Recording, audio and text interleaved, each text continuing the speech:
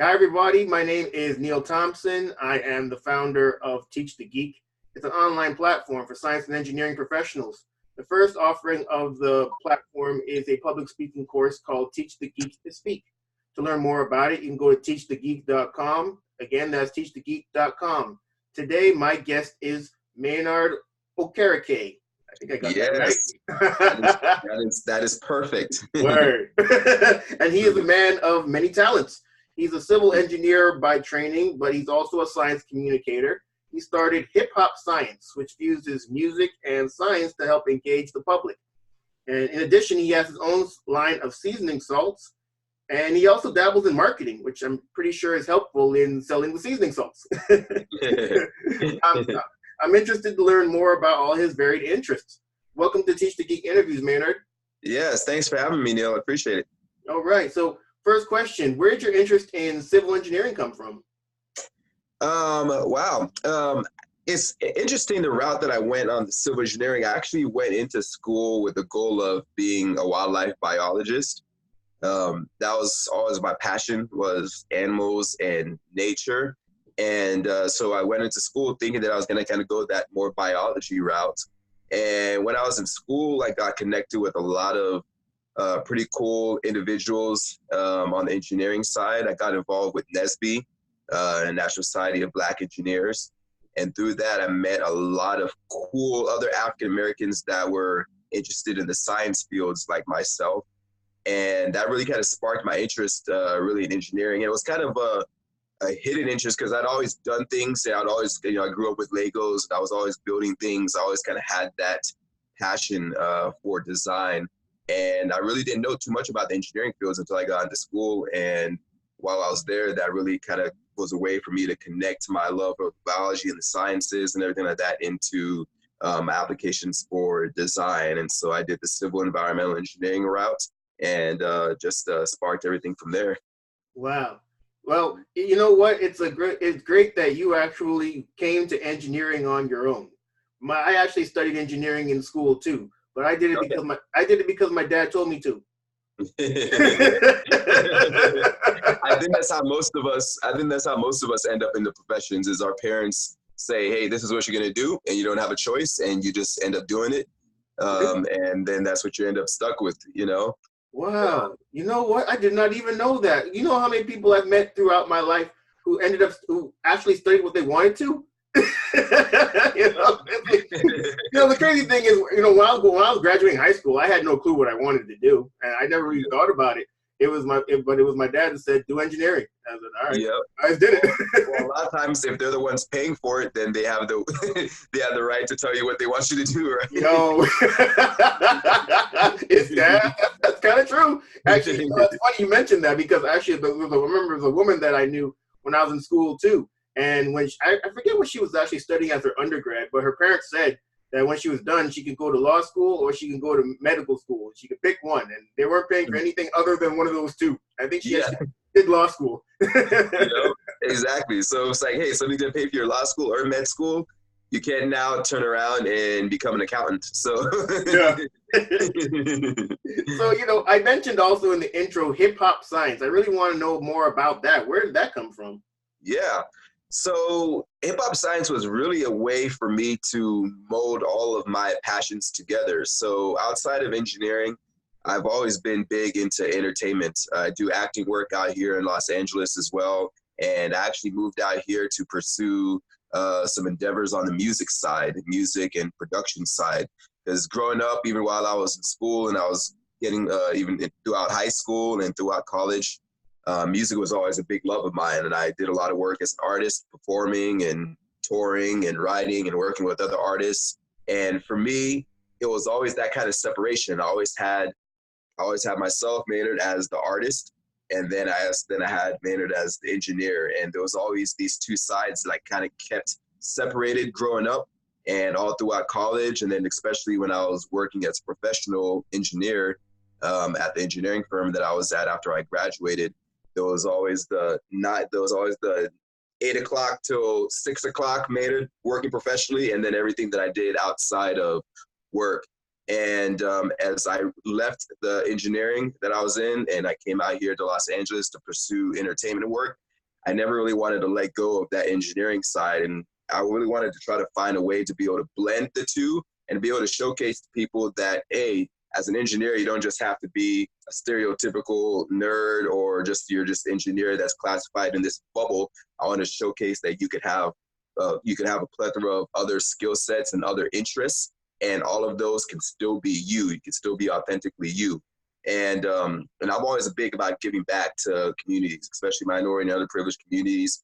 And growing up throughout my engineering and then even after school, I never was in rooms where I'd see other engineers that looked like me. And for me, music and entertainment and pop culture had always been a tool, a vessel that I know that people of color, we gravitate towards. And that's something that we embody and we love and have a passion for in our lives. And so hip hop science was just a way to really bridge the gap between music, entertainment, and science, and really be able to showcase that you could be authentically all these different things and show that science is still prevalent in all these different areas as well. And so I've been using it now as a tool to help educate and bring awareness to the science, technology, engineering, and mathematics fields, the STEM fields overall, from a very entertaining and different perspective.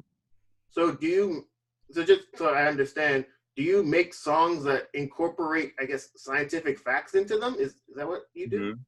Mm-hmm. Not necessarily. So in some cases I do, but mostly what I do is, as a science communicator now, I really work on communicating scientific topics infused with pop culture and musical references. So a lot of some of the different things that I'll do is I'll take music videos and then I'll break them down scientifically. I'll take like a lyric or a couple lyrics from the song, and I'll break down the science behind that particular lyric. It could be something chemistry related or biology related, and I'll break down that lyric. And usually it always kind of ends with more of a comedic type of tone, because, you know, maybe some over the top type of lyric, whatever, something that you may just be listening to, and you're listening to it for pure entertainment perspective because you like the song or you like the artist. But I wanted to find a way that now take that entertainment side, take that knowledge and that love of that lyric or that artist, and now give it some factual context, give it some different meaning. And so it's a way to educate while you're still listening and doing the different things that you love in regards to music and entertainment. So I do music video breakdowns. I do like fail video breakdowns where I break down like a fail and I break down the science behind that fail, actually how that fail happened.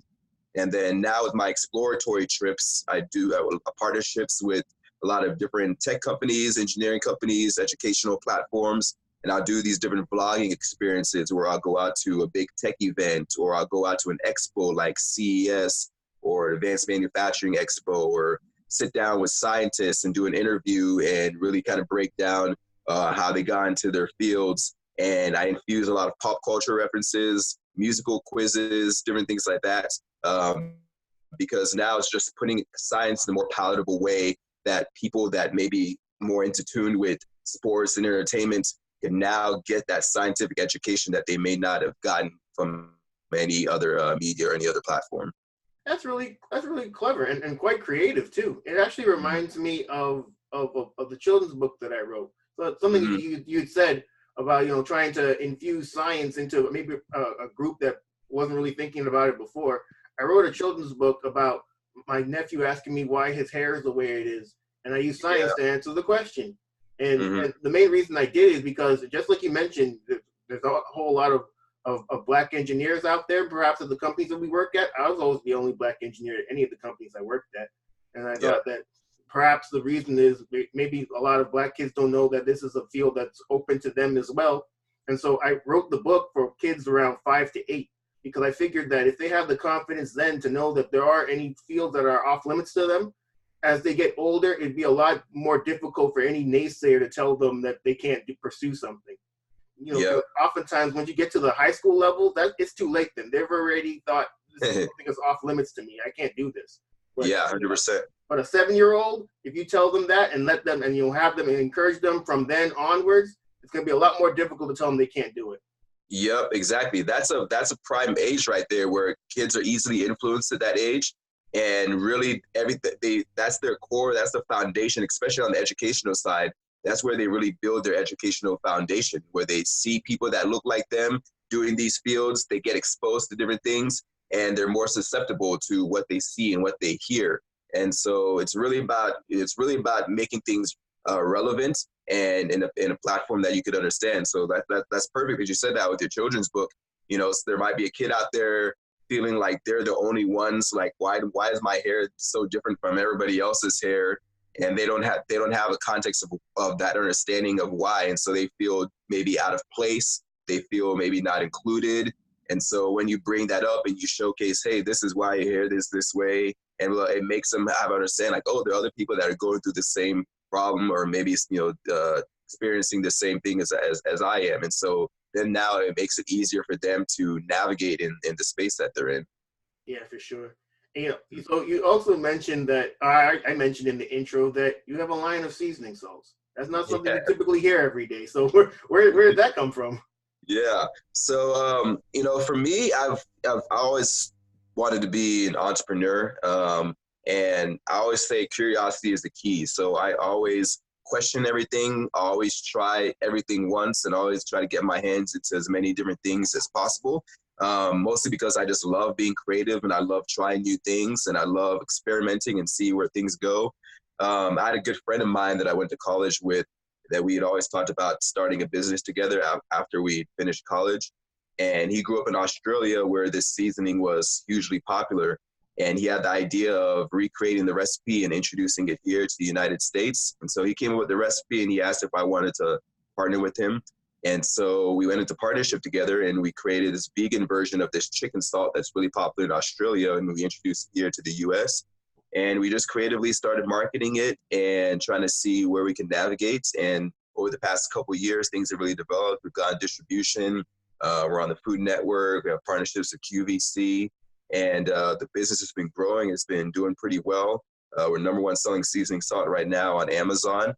And so it was a way to be able to fulfill all of my entrepreneurial goals and be able to start something from scratch. And I have a love for cooking and eating and creating new products as well. And so it's been an interesting journey just developing that business and seeing how it's seeing how that whole business side, especially on the seasoning, which is something that's completely left field from engineering and science and everything else, just being able to explore that field and really capitalize on the benefits from that. And so it's been great. Feel like I've been getting an MBA on the fly over the past couple of years, navigating all the ins and outs and all the learning and challenges that we faced along the way of growing a business and understanding how to market it. So it came out of left field, but I always love doing new things, and it's been one of the more interesting journeys that I've had for sure. Is there a reason you made the seasoning salt vegan? Yeah, well, the chicken salt that is based off in Australia is actually made with dehydrated chicken fat and chicken stock and MSG and other additives. So we created a version that has that same taste that people are familiar with there, but without any of the animal products, no MSG, all natural, non-GMO, all vegan certified. Oh, okay. Yeah. So it's really a way to increase the flavor of your foods without sacrificing taste. So vegans love it because they can use it in substitute to chicken bouillon. Like I'm pretty sure you're familiar with like bouillon cubes, like Maggi cubes, right? Mm-hmm. Which are really high in MSG and other additives, and really high sodium as well. So ours is much lower sodium, no MSG, all natural ingredients. So it's a much healthier way to season any meal that you have. Oh, okay. Yeah, I mean, vegan is all the rage now. So yeah, I'm sure it's a pretty easy sell, especially here in California. Yeah, exactly. And then we've been growing. We do a lot of vegan festivals here in California and all throughout the country. And it's been really cool just seeing people within the community, the health conscious community and the vegan community and all natural community and people that are just looking for new products, seeing how people gravitate towards our brand, which has been pretty awesome. Yeah. So you also do work in marketing as well. Is that something that stemmed from the seasoning salt work that you do, or is that something that even predates it? Mm-hmm. That was kind of in conjunction. I'd always been doing it, especially since I moved out here to LA. When I moved out here to LA to pursue my entertainment work, I really just started getting deep into social media and branding and advertising. I'd worked with a lot of different brands with some of my side jobs I did, working as a brand ambassador and working on marketing campaigns, and especially on the entertainment side, once I started producing and coming up with content, we had to really find a way to navigate through this whole social media world. And so A lot of it was self-taught. A lot of it was doing my own entrepreneurial pursuits as far as getting my own content out there and producing and working with other businesses, and then especially working with studios and stuff out here. Started getting a sense and understanding of how marketing was really important, the whole branding side, how to really develop a product, how to use yourself as a product and pitch yourself in different platforms. And so that marketing and business side really stemmed from that, all the work that I was doing on the producing and entertainment side, and the work that I was doing with other businesses and other individuals. And so I just started doing that more and more over the years, and started helping other businesses with their branding and their advertising, and then incorporating my knowledge that I developed through all that to infuse in my business to help my business grow as well. So it was really a self-taught skill, just kind of being immersed in the world, and then now being able to apply that not only to my seasoning business, but now apply that to hip hop science and partnerships and everything that I'm doing now with other organizations. Okay. Mm-hmm. You mentioned that you had always had the intention of becoming an entrepreneur. Is that something? So when you were actually working a regular job as an engineer, what was the point at which you thought, okay, this is now the time I'm going to go full time as an entrepreneur? What spurred you to make that decision? What really, like, I think the thing that I guess you'd say the proverbial straw that broke the camel's back was when I got pulled into a meeting from my boss because they felt that I was not fully in tune. I'd started falling asleep in meetings. Started falling asleep in meetings. Okay. I started fighting myself. I started going to the bathroom to take breaks just to get away from everything.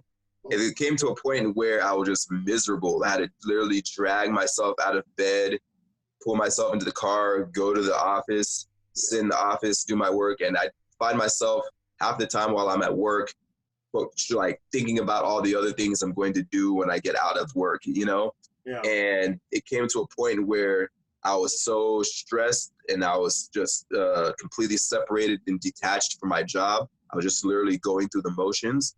And I was like, life is too short. I don't want to be in this position where I'm just slaving away every day and I'm not growing, I'm not excelling. I don't feel like I'm developing. And then happiness to me is always key. I always tell people, go after what makes you happy. Go after what you're passionate about doing. And I was spending all this time working, and then whatever 4 or 5 hours that I had outside of work, I'd be grinding away on my businesses and my music and things that I want to do for myself and grow. And those things fueled me. Those things made me happy. And so it came to a point, it's like, why am I spending all this time doing these things that make me miserable? If I had more time to focus on those creative aspects and really develop those, where could that possibly take me? And so it took a while to finally make that jump. It was very scary. It was a leap. But once I made that leap, I felt literally free. And I've never been happier since, just being able to tap into my creative side and really work on what I enjoy doing, and not necessarily what I was being told to do or given this certain path. I was able to create my own lane for myself. And so sometimes, as an entrepreneur, sometimes it takes, sometimes people find their entrepreneurialism from getting let go from a job, and sometimes it ends up being a blessing in disguise, because maybe you're just going through the motions and then finally you get laid off or whatever, and that sparks your path into something else that you always kind of put on the back burner or were too scared to make that leap. And so for me, it was just a matter of making that switch. And then from there, I've been able to tap into the things that I love and the things I'm passionate about. That's excellent. So you making that leap from full-time worker to entrepreneur, there's a lot of people out there that want to make that leap, but they're always thinking about the financial piece. When you work as a full-time employee, every other week money ends up in your account, in your bank account. But when you're an entrepreneur, you gotta kill everything that you eat. And so you kind of have to change your mindset in terms of how you make your money. Was that a concern for you? And if so, how did you get past that concern? Yeah, well, that was definitely a concern. That was the biggest concern, was that unknown. You're taking that risk when you make that leap. Because, as an engineer, I was making great money. I was able to support myself and my family and do the things that I love doing. But going into something where you don't know where the next check is going to come from, you don't know where the next paycheck is coming from is scary. And for me, it was scary. That's why it took so long to finally pull that trigger. But I think if it comes down to confidence, really, it comes down to having faith and banking on yourself. You got to know that no matter what it takes, no matter how hard the road is, you have to be able to persevere and you have to find a way to overcome. And I always knew that my energy and my desire and my passion would succeed everything. And I think it's always a combination of hard work and talent. When those things meet, that's when you get ultimate success. Some people are very talented, but aren't really willing to put the work that it takes in to really be able to use that talent at the highest level. And so I knew I had the ability. I knew I had what it took to really excel. I just needed the time and to be able to manifest that energy. And so I always tell people, if you know you're willing to put the work, if you know you're willing to make the sacrifices, because it's all sacrifices. It's not a quick turnaround. It might not be 6 months, might not be a year, might not be a couple of years. Some of the biggest businesses that grow, take 5-10 years sometimes to develop. And so it has to be something that you're willing to invest in. It has to be something that you're willing to go all out for. And you have a strong desire and a passion. I always say when you find your passion, it becomes your purpose, and then you can no longer be passive. So when you find something that you're able to hone into and dial into, all that exterior noise, all that doubt, all that fear kind of goes away, and you're now in like tunnel vision. You're just going to go after and do whatever it takes to make that happen, to succeed. And you just have to be willing to make that sacrifice and take that time to be able to see it through. Yeah, I hear you. So when it comes to public speaking, I'm sure that it applies to hip hop science. It likely applies to your work with your seasoning salts, getting the word out there. Is public speaking something you've always been good at? And if not, what have you done to get better at it? Yeah. For me, it's weird because I never even looked at myself as a public speaker, but I think all the skill sets of different things that I've done over the course of my career really enabled that. Even from jump, my goal was to always be the center of attention in everything I did. So even through elementary school, high school, I was always the one front and center, bringing people together, doing speeches, collaborating the troops, being a leader on my sports teams and different things like that. And so I never had a fear necessarily of being in front of people. And then also working as an artist, I spent a lot of time performing and being on stage. And when you're on stage, that's the ultimate euphoric point right there. It's you, and then you have a mass of people that are following everything that you say, listening to everything that you do, watching you, and you're entertaining them. And that, I feel, was at the core something that I always appreciated and something that I always took in and had the confidence to do. But it took time, obviously, performing and getting in tune with my voice and different things like that. But I think all those little things helped me to the point where I'm at now, where I'm hosting my show and I'm doing speaking engagement for institutions, and I'm working with the youth, and I'm doing seminars, and I'm speaking at expos, and I'm hosting events, whether it be red carpet events or now events that I'm doing for my hip hop science platform. All those little things that I learned along the way, all those little moments that I took to step outside of my comfort zone and to be curious and to put myself out there front and center and challenge myself, all those little moments, I think, helped me to where I'm at now, having that confidence to be able to come into a room of people and speak. And then also, too, just I think it's always easier to speak on stuff that you actually care about, things that you have an immense knowledge about. I think that's one of the things, and I'm sure you experienced that, too, with your platform of teaching people how to speak. People have to find a way to be able to channel their knowledge and to be able to voice it out there for people to understand. And it helps when you are speaking about something that you are well versed in, speaking about something that you care about and that you've researched and that you know about. Then you have all the nuggets and you have all the tidbits and you have all the experiences necessary to be able to hone in and be able to express yourself eloquently enough for a room of people to understand. But I really think it takes practice, and I think it takes multiple moments over course of years to be able to put yourself in those moments and be able to let that fear go, And for me, that's really, I think, what it was having all those different experiences that got me to where I'm at now. You know what? Something you said, you definitely hit the nail on the head. It really is important talk about things that you care about, because it shows when you talk about things you care about. And when it comes to my own platform, Teach the Geek, it really all stemmed from my own struggles in public speaking. When I worked as an engineer, I had to give these presentations in front of management every month, and I was terrible at it at first. And I think the main reason I was bad at it is because as engineers, we have all this technical expertise, but we're not the best oftentimes at putting it in such a way that non-technical people can understand. We can use a whole lot of technical jargon and data and all kinds of all kinds of buzzwords, and people just tune out.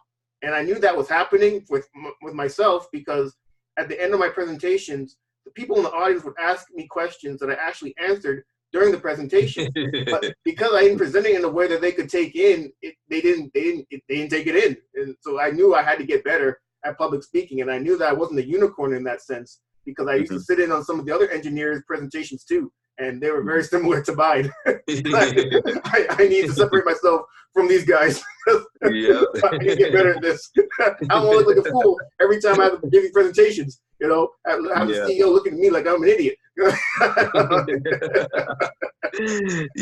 No, that's very true. That's very true. And a lot of times, especially when you develop in these advanced STEM career fields, where you grow up learning all these technical jargon, and you learn all these principles and engineering principles and engineering lingo. And you're around other engineers, you just tend to use that lingo to present what you know, because that's how it was taught to you. That's how it was presented to you. But the one thing I've really been discovering now that I'm in this science communication world, which is kind of crazy, by the way, because I never even knew this world existed until I started doing my hip hop science platform through Instagram and YouTube and LinkedIn. I've been meeting with other science communicators, and I didn't realize that all along what I've been doing with this hip hop science platform in educating and making science in a more palatable way, in a more understandable way for people to really be able to interpret and understand. I didn't know that was part of science communication, which is really taking the technical jargon side of engineering and technology and mathematics and all these other disciplines, and making it in an easy way where the general public or somebody reading a blog or somebody watching a video can really comprehend and make sense out of it in whatever 2 to 10 minute presentation or whatever, and be able to walk away knowing or feeling that they have those complex mathematical or complex engineering information, make them feel like they actually understand it now and they can apply it to whatever that they're doing in life. And so it's really cool now being in this science communication world, because I'm meeting all these other people who are taking all those things that you talked about, that lingo and that terminology, and really packaging it in a more simple way for people to understand and be able to relate to. The crazy thing about it, now I think about it, is I don't even know why I didn't think of that from the beginning, because we weren't always engineers. We went to school for engineering, but before that, we didn't know engineering either. So we would have been the people in the audience looking at this engineer thinking, what the hell is this guy talking about? But once you're in that field, and as you said, you start learning all that lingo, and you just kind of you're immersed in it. I guess maybe you just forget that there are other people that don't know, and you got to explain things. You can't just assume that people know what you know. And exactly. And I think too, it's very important is like, if we're doing, we're both doing work to give back to our communities, and as minorities, we don't always get a good representation of people in these advanced career fields. We don't get a lot of people that look like us in these fields, because a lot of times they may see it on TV or hear about it, and it seems too complex, it seems too challenging, it seems too over the top. And so kids that are trying to navigate towards something, they're gonna navigate towards entertainment and sports and basketball and football. They're gonna want to go towards that route because it's easy, it's digestible, and they see somebody on TV and they make hella money and they got all these things, and like, okay, I'm gonna do that. Versus seeing somebody that's going through all this complex technical jargon that's way over the top of their heads and they don't understand, they're not going to develop any interest into that field. And so I think it's important for us as science communicators with that technical background to be able to make it an easy, palatable format for students that are coming up to be able to see and understand and be like, oh yeah, that makes sense. I can actually do that. That's something that's feasible. That's something I can interpret. That's something that makes sense to me, and applies to the different things that are going on in my life. If I'm able to see that science is everywhere around me, then it makes it more acceptable. It makes it easier for me to comprehend. And then now I'm able to drive my curiosity in that field. I'm able to dive into that a little bit more and want to discover more. And so I think it's important for us to be able to communicate those things, especially for our youth, for them to understand and really be able to have a strong interest in. Yeah, you're right, man. I unlike you, I don't have any bars and I got no jump shot, so I had to find something else to do. I didn't have any bars. I didn't have any jump shot. I had bars, but I had no jump shot. So hey, you got one of the two. You work to your strengths, right? You got one of the two. I got zero of the two, man. I had to find another way. Exactly. Yeah. So when it comes to public speaking, do you ever get nervous? And if so, how do you deal with your nerves? Yeah, I think I always get nervous. I think any time that I'm in a position where I have to articulate something to an audience, especially when it's a prepared thing, and I know I'm about to go into that moment, whether it's doing a big presentation or hosting an event, there's always nerves. And for me, it's not necessarily nerves that I'm going to fail. It's more so nerves of anxiousness, of a little bit. It's a little mix of excitement. It's a little mix of wanting to do my absolute best and wanting to present myself in the best format. I think I've passed the stage where I get nervous because I don't know what I'm going to say or do. I think a lot of times when we're initially in that stage and maybe we're speaking on topics that we don't really have an understanding of, those nerves are based off of you not knowing, not being prepared and not knowing what you're going to say or how you're going to handle it. But I think now I think one of the keys to overcoming maybe either that anxiety or those nerves for people kind of starting into it, I always say, if you're speaking on something, research, know all the ins and outs about what it is that you're going to do, know your environment, know your settings that you're going to be in, know who you're going to be speaking to, who your audience is, who's going to be receiving that information. Once you know all these different things about your environment, it makes it a little bit easier to be able to go into that room, because now you have the expectations. You know, okay, X, Y, Z people are going to be in this room. These are people in positions of power, blah, blah, blah. Then you don't get surprised when you walk in. You're like, oh, I didn't know blah, blah, blah was going to be here. You kind of set that environment. You set that tone for understanding and assessing what's going to be around you, what you're working with. You know, if you're speaking on a mic, if you're going to be standing on top of on a stage, at a podium, you know, all these different things affect your nerves. And I think it's more so about being prepared and researching and knowing the ins and outs of what you're getting yourself into. All those little things to this stage still help me do my best whenever I'm presenting or whether I'm performing or speaking in front of a crowd. Being prepared and then also understanding the scenario and the environment that I'm going to be in. You know, that's really good advice about being prepared. And when it comes to nerves, I firmly believe that you aren't, what it really is you're not nervous, you just care about what you're talking about. And yep. I get the sense that if you don't care, you're probably less nervous because you don't care what people take away from your presentation, but you're actually interested in doing a good job. That's probably where the nerves come from. And yep. I take that with every presentation that I go into. And just like you, I talk about things that I care about. You know, I try to stay away from things that I don't care about because I know I'm not going to do a very good job at it. I remember when I was in high school, we used to do these in English class. We used to do these debates. You know, you'd have a pro side and a con side, and you get assigned a side. And, you know, it didn't even matter whether you believed it or not, but you had to argue that side. And I always found it really difficult to argue for a side that I didn't agree with. I struggled with it, and so I figured, you know, it was just afterwards, you know, outside of English class, I'm going to only talk about things that I actually care about. And now that I work for myself, I can actually do that. Yep, exactly. I have no party line. The party line is my line. Yeah. Very true. Yeah, I think one of the key, like looking back, I was definitely blessed with different opportunities throughout stages of my educational life. Like in high school, I did debate. And I also was part of DECA, I don't know if you ever did DECA, but DECA was this kind of conglomerate course that we would take in our marketing class, where we would do these competitions over the course of the year, where we'd present some sort of marketing analysis. We'd take a business and then we'd break down kind of this perspective of what we wanted to do to help change this business or make it better. And we do these presentations in front of like a small group, and then we compete up until we get to regionals and states.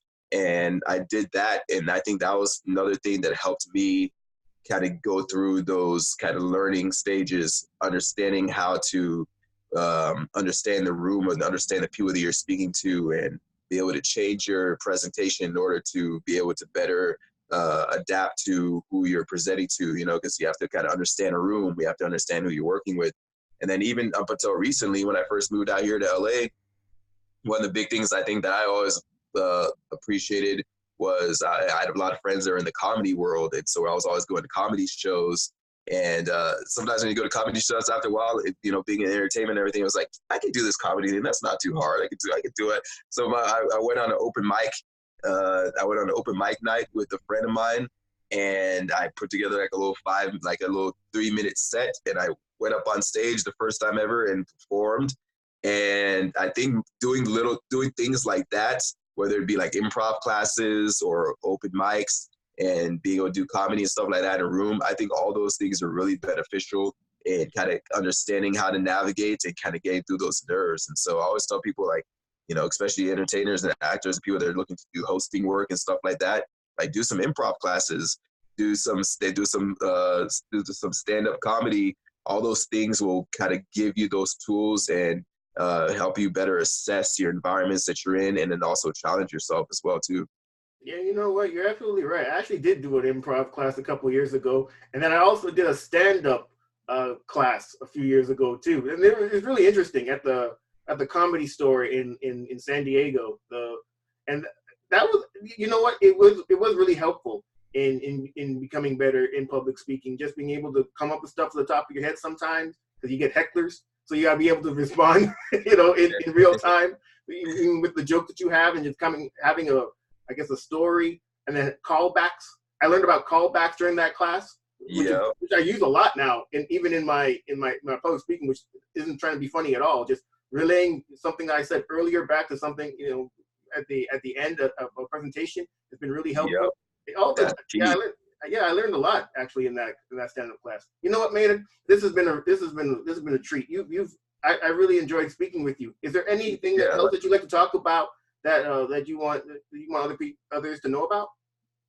I mean, I think, well, first of all, I want to say thanks again for having me on this platform. This is great. I love being immersed into this world now. And like I was saying earlier, when you find your passion becomes your purpose, you can no longer be passive. I think when you really start diving into the things that you're passionate about and you care about, you meet other cool people in that space, people that are navigating or doing the same things that you are, but with different skill sets and focusing on different areas. And so a lot of the things that we are both doing have great synergy, and we're navigating in the same space in different ways. And I think it's really cool to be able to connect with people like that. And I think that's something that's very important for, you know, for as far as like takeaways and people that are listening to this down the line. When you are really putting yourself out there and you're really trying to grow as an entrepreneur, as a business person, or even just as a public speaker and all these things, putting yourself out in that world and be able to connect with other people and learn and get tools from everybody else, all those things are very important in helping you grow and develop as a person, as an individual, and then also as a brand and as a business. And so you only get that when you put yourself out there and you connect with people. So like us, you know, we randomly connected on LinkedIn, and we both had a connection to STEM and engineering and interesting platforms. And so here we are speaking. And so a lot of times we just have to challenge ourselves. And I always challenge people to be curious and put yourself out there, ask questions, talk to something that you didn't know about before, or ask people questions about something that you didn't know about before. You never know where it's going to lead you or what path it's going to lead you down. For sure. So how can people get in touch with you, Maynard? Yeah, you can find me online on my website for my hip hop science platform is just hiphopscienceshow.com. I also have all my exploratory videos on YouTube. So if you just YouTube hip hop science, you'll see all my videos there as well. I'm on Instagram and Facebook at Hip Hop Science Show. So super easy to find. I'm the black guy in a white lab suit with a lab coat and the hip hop MD title. I always tell people the easiest way to describe my platform is Bill Nye meets World Star Hip Hop. Like that's kind of the easiest fusion that people would gain from that. And then on my, as far as my business goes on the chicken salt, you can find us at chickensalt.com. We sell our product on Amazon as well. We're #1 selling seasoning salt on Amazon. So if you want to go pick up a bottle, just type in chicken salt and you will see our products. We have 5 different flavors of our chicken salt, and we have a turmeric salt as well. So great way to spice up your cooking for the holidays or whenever you need to conjure up a great feast. Wonderful. Everybody, my name is Neil Thompson. I'm the founder of Teach the Geek. It's an online platform for science and engineering professionals. The first offering is Teach the Geek to Speak. It's a public speaking course. To learn more about it, you can go to teachthegeek.com. Again, that's teachthegeek.com. Until next time, take care. All right, take care. All right.